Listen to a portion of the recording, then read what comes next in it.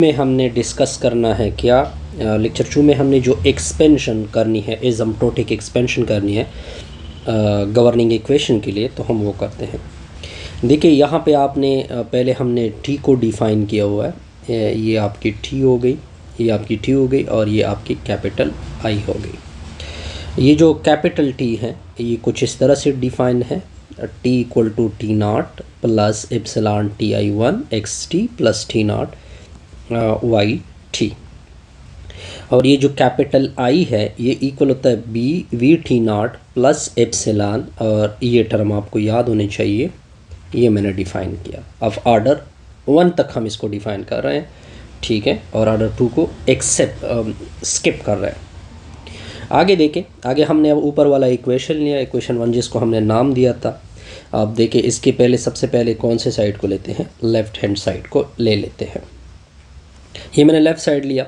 अब देखिए ये लेफ़्ट साइड का ये टर्म हो गया और ये टर्म हो गया, लेकिन हम एक एक टर्म करके सॉल्व करते हैं। तो हमने फर्स्ट टर्म ये लिया, फिर हमने इसी टी की जगह सब्स्टिट्यूशन की। ये टी के सामने आपके सामने हो गई टी की सब्स्टिट्यूशन।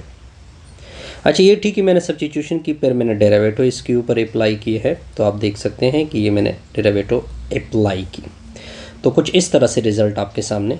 अगर मैं इसको एप्सिलॉन तक, इसके एप्सिलॉन वाले टर्म उठा लूँ लेकिन इंटीरियर टर्म उठा लूँ, तो आप देख सकते हैं कि इसमें एक ही इंटीरियर टर्म आ रहा है। ये आपका एक इंटीरियर टर्म आ गया, और साथ मैंने एप्सिलॉन भी लिया है। अगर मैं एप्सिलॉन ना लेना चाहूँ तो इसको मैं स्किप भी कर सकता हूँ। बहरहाल लेफ़्ट साइड के मैं बाद में एप्सिलॉन को स्किप करते हैं। अब हमने इसके सेकंड टर्म को सॉल्व करना है। तो सेकंड टर्म आपका कुछ इस तरह से था, आपको याद होना चाहिए। ये आपका सेकंड टर्म है। अब देखिए इसमें हमने टी की जगह सब्स्टिट्यूशन की है। ये आप देख सकते हैं कि ये मैंने किसकी जगह सब्स्टिट्यूशन की, टी की जगह। अब फिर पार्शियल बाई पार्शियल एक्स हर एक टर्म के ऊपर अप्लाई होगा। ये आपके सामने कुछ इस तरह से रिजल्ट आ गया। कुछ का स्क्वायर हो जाएगा, ठीक है, क्योंकि डबल टाइम डेरिवेटिव इन्वॉल्व हो जाएगी, पार्शियल डेरिवेटिव। अगर हम इसमें से इंटीरियर टर्म ले ले तो ये आपका इंटीरियर टर्म, इसमें से एक ही इंटीरियर टर्म आ रहा है। इंटीरियर टर्म से मेरा मुराद यानी आई होता है। ठीक होगा, यहाँ तक बिल्कुल क्लियर। अब मैं पूरी लेफ़्ट हैंड साइड को लिखना चाहता हूँ। तो पूरी लेफ़्ट साइड में तो हमने फर्स्ट टर्म उठाया था, तो फर्स्ट टर्म में से हम अब एप्सिलॉन को स्किप कर देते हैं। तो फर्स्ट टर्म एक ये आ गया और फर्स्ट टर्म एक ये आ गया, दरमियान में क्या थी, माइनस थी।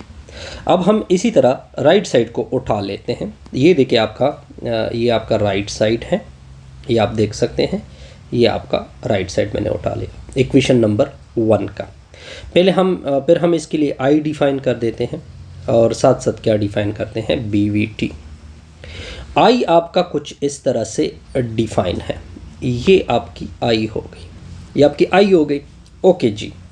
फिर आपने डिफ़ाइन करना है बी वी टी को। ये आपकी बी वी टी हो गई, ये मैंने बी वी टी डिफ़ाइन किया। फिर हम यहाँ पे ये जो चीज़ आपके सामने नज़र आ रही है, ये बेसिकली बीटा 1 इसको हम कह देते हैं। तो आपके सामने ये बीटा 1। फिर हम इन दोनों की सब्ट्रैक्शन कर देंगे, ये इसकी और इसकी सब्ट्रैक्शन कर लेते हैं। तो जब मैं इसकी सब्ट्रैक्शन करूँगा तो आपके सामने कुछ इस तरह से रिज़ल्ट आ जाएगा। कुछ कैंसिल होंगे, और जैसे कि ये और ये कैंसिल उस फर्स्ट टर्म के साथ कैंसिल होगा। तो ये फिर हम इसमें से इंटीरियर टर्म को लेंगे। जब मैं इसका इंटीरियर टर्म लूँगा, जैसे कि मैंने लिखा हुआ है कि आप कलेक्ट कर ले इसके इंटीरियर टर्म, तो आपका जो क्या है जी, आपका जो वो है जी अपना इंटीरियर टर्म के विद रिस्पेक्ट जो मैंने इंटीरियर टर्म लिया वो कुछ इस तरह से आ रहा है। तो आपका जो राइट हैंड साइड है वो आपका कुछ, अब हमने दोबारा राइट साइड को रिकॉल किया ताकि ये वैल्यू क्या की जाए, पुट की जाए। जब मैंने ये वैल्यू पुट की, आप देख सकते हैं, लेकिन यहाँ पे वो वैल्यू मैंने पुट की तो कुछ इस तरह से रिज़ल्ट आ गया। फिर इसके बाद हम जाते हैं इस वैल्यू के ऊपर। अब ये वैल्यू जब मैंने प्लग की तो मैं इसके लिए P1 अप्रॉक्सीमेशन लीजेंडर पॉलिनोमियल के थ्रू कर लेते हैं। ये मैंने सब्स्टिट्यूट किया। ये कुछ इस तरह से है कि आई की वैल्यू हम ये पुट कर देते हैं। ये आपको याद होना चाहिए जी। अच्छा, फिर हम क्या करते हैं जी, इसमें से ये चीज़ डिफ़ाइन करते हैं कि पाई ऑफ एक्स क्या है, एफ ऑफ एक्स क्या है। ये जो पाई ऑफ एक्स है ये इंटीरियर टर्म की इंटीग्रेशन है, और जो एफ ऑफ एक्स है 1/2 अलग से है, इंटीग्रल -1 to 1 है, और 1/2 लिख देते हैं, म्यू के साथ वो इंटीरियर टर्म लिख देते हैं, तो वो आपका क्या हो जाता है, एफ ऑफ एक्स बन जाता है। अच्छा जी, अब ये दोनों वैल्यू, ये जो आप देखें वो जो इंटीरियर टर्म था इसकी जगह मैंने ये रिजल्ट पुट किया, और ये चीज़ भी मैंने डिफाइन की है 1/2 -1 to 1 आई इंटीरियर, ओके। और एफ ऑफ एक्स 1/2 म्यूस इसके साथ है, ये मैंने पुट किया। फिर मैं इसको म्यू के विद रिस्पेक्ट इंटीग्रेट करूँगा तो ये दोनों कैंसिल होंगे, म्यू आ जाएगा, तो फिर हम अपर और लोअर लिमिट पुट करेंगे। देखिए ये जब इसकी इंटीग्रेशन हो जाएगी तो स्क्वायर हो जाएगा, स्क्वायर के नीचे 2 -1 to 1 जब पुट करोगे तो रिजल्ट क्या आएगा, 0 आएगा। कुछ इस तरह से रिजल्ट आपके सामने आ जाता है। फिर इन दोनों से 2 को कॉमन कर देंगे और ये 2 बाहर आ जाएगा तो ये 4 हो जाएगा। तो आपके सामने कुछ इस तरह से रिजल्ट बनेगा सर।